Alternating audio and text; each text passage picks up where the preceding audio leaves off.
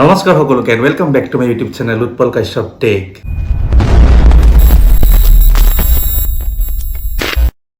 চাকৰি চাকৰি চাকৰি চাকৰি চাকৰি এনেকৈ চাকৰিৰ অফাৰ আপোনাৰ ওচৰতে আহিছে নেকি? নিশ্চয় আহিছে। হোৱাটছএপত এইটো এটা বহুত ডাঙৰ স্কেম, বহুত দিনৰ পৰা চলি আছে।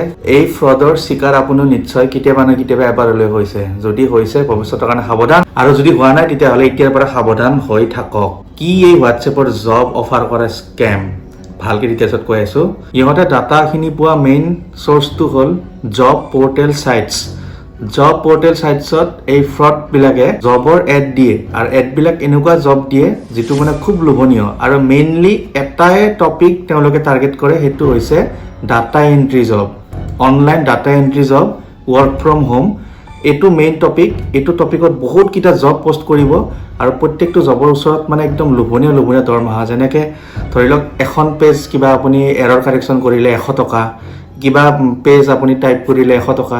এনেকৈ দিনটোত যদি আপুনি 10খন 20খন কৰিব পাৰে, একদম ইজি ৱৰ্ক ফ্ৰম হোম, মাহত আপুনি 30, 40, 50, 60 হাজাৰ টকালৈকে ইনকাম কৰিব পাৰে। ইমান সহজ। সেই জব পৰ্টেল চাইটছত আপুনিও সেই এডবিলাক দেখি পেলাই লোভত পৰি পেলাই যদি তাত এপ্লাই ক্লিক কৰি দিয়াৰ লগে লগে আপোনাৰ মোবাইল নাম্বাৰ, ইমেইল এড্ৰেছ গোটেই তেওঁলোকৰ ওচৰত গুচি গ'ল। চ' এইটো এটা প্ৰথম তেওঁলোকে ডাটাখিনি পোৱা।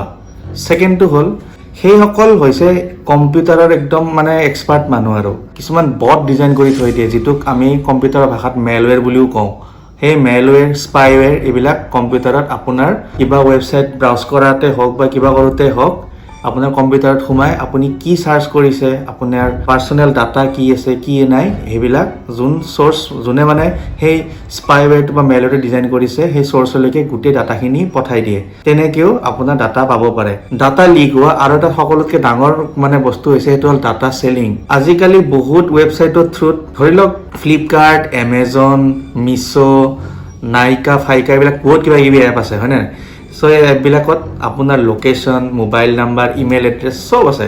এই চাইটছবিলাকত বুলি মই ডাইৰেক্টলি কোনো পাৰ্টিকুলাৰ চাইটছৰ কথা কোৱা নাই, কিন্তু আপোনাৰ এতিয়া কমচে কম ইণ্টাৰনেটত আপোনাৰ মোবাইলৰ পৰা অ'পেন কৰা কমচে কম 20টা-25টা এনেকুৱা এপ আছে য'ত আপোনাৰ ডিটেইলছ আছে।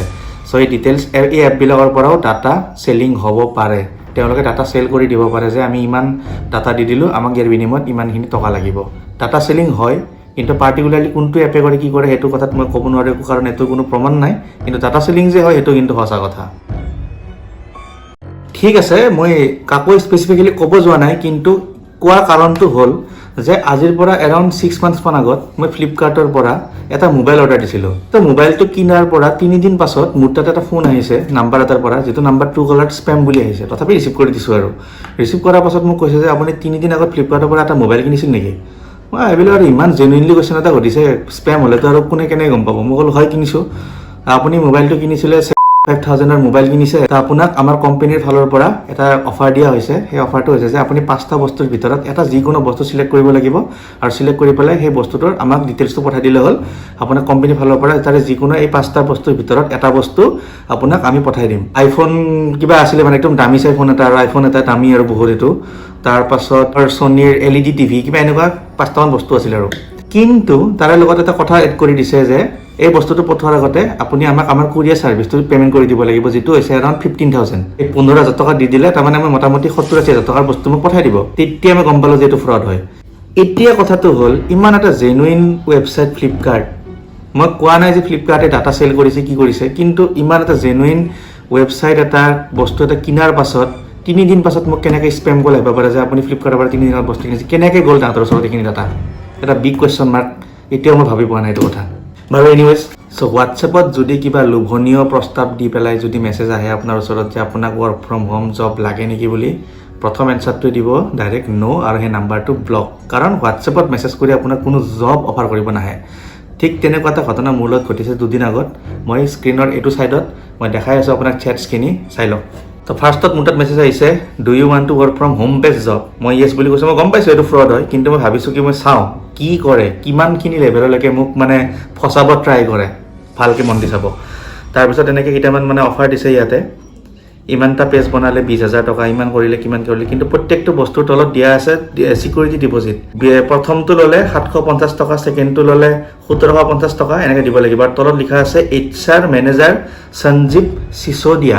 এটা এক্সাম্পল দেখাই দিছে এনেকৈ, এই বস্তুখন এনেকৈ থাকিব ওপৰত যেনেকৈ দেখিছে এই বস্তুটো এনেকৈ থাকিব আৰু তাৰ তলত এই বস্তুখিনি চাই চাই মই টাইপ কৰিব লাগিব আৰু এই টাইপ কৰাৰ কাৰণে মোক এখন পেজত 100 টকাকৈ দিব 100 টকাকৈ দিব এখন পেজত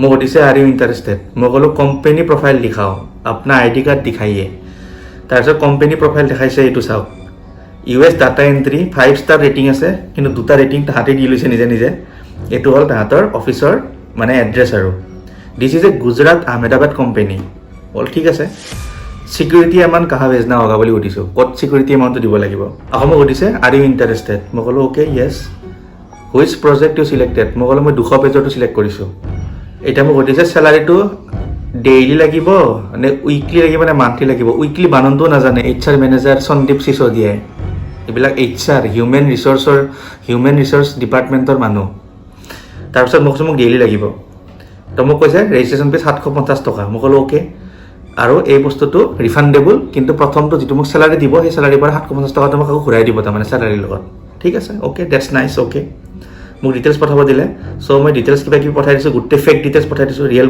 পঠোৱা নাই এইবিলাক কিবা কিবি পঠাইছোঁ আৰু ফেক চব তাৰপিছত মই কৈছোঁ একাউণ্টৰ ডিটেইলছ দিয়ক তাৰপিছত মোক সুধিছে যে কি গুগল পে' কৰিব নে ফোনপে' কৰিব নে পে'টিএম কৰিব মই ক'লোঁ এইবিলাক নালাগে মোক বেংকৰ একাউণ্ট নাম্বাৰ দিয়ক কোম্পানীৰ নামত থকা বেংকৰ account IFSC code branch name আৰু বেংক নেম আৰু ব্ৰাঞ্চ নেম মোক পঠাই দিয়ক মই পঠাই দিম তাৰপিছত মোক বাৰে বাৰে মানে কৈ আছে যে কি মোক ফোনপে' নহ'লে বা পে'টিএম নহ'লে গুগল পে'ত দিব লাগে একাউণ্ট নাম্বাৰ দিব নোৱাৰে তাৰপিছত দিছে যে দিছ ইজ কোম্পানী অনাৰ UPI ID কোম্পানী অনাৰৰ এইটো UPI ID আৰু ইয়াতে পে'মেণ্ট কৰি এটা স্ক্ৰীনশ্বট মাৰি পেলাই মোক লগে লগে তেখেতক জনাব দিছে আৰু যে মানে মই উল্লু বনি গ'লোঁ আৰু মানে দেই তাহাঁতো মনে দি তাৰপিছত মই ক'লোঁ কি আপোনাৰ কোম্পানীৰ বেংকৰ একাউণ্ট নাই তাৰপিছত ক'লে যে কি this is already running in my company easily transaction option বানান কি লিখছে ভগৱান জানে গোটেই বানান ভুল HR তাৰপিছত মোক এইবাৰ দিলোঁ আৰু মানে নোৱাৰিলোঁ আৰু মানে ৰ'ব तेरे को HR किसने बनाया रे एक स्पेलिंग तुमको करेक्टली लिखना नहीं आ रहा पहले सीख के आओ और फिर लोगों को उल्लू बनाओ और कुछ बोलना है मिस्टर HR ব্লক কৰি দিলে লগে লগে কোনো নাম মেছেজ নাই আৰু চ' ভোলা ভালা মানুহ হওক নতুনকৈ কোনোবাই জব বিচাৰি থকা ষ্টুডেণ্ট হওক হাউচৱাইফ হওক একদম ইজিলি তাহাঁতৰ কবলত পৰি যাব পাৰে চ' এই ভিডিঅ'টো পাৰিলে শ্বেয়াৰ কৰক যাতে এই ফ্ৰডবিলাকৰ হাতত মানে আপোনাৰ কষ্টপাৰ্জিত ধনখিনি এনে নাযায় ঠিক আছে তেনেহ'লে ভিডিঅ'টা যিমানখিনি আছিল যদি কিবা অলপমান ইনফৰ্মেটিভ লাগিছে তেনেহ'লে চেনেলটো ছাবস্ক্ৰাইব কৰিব আৰু ভিডিঅ'টো শ্বেয়াৰ কৰি দিব যিমানখিনি পাৰে অ'কে থেংক ইউ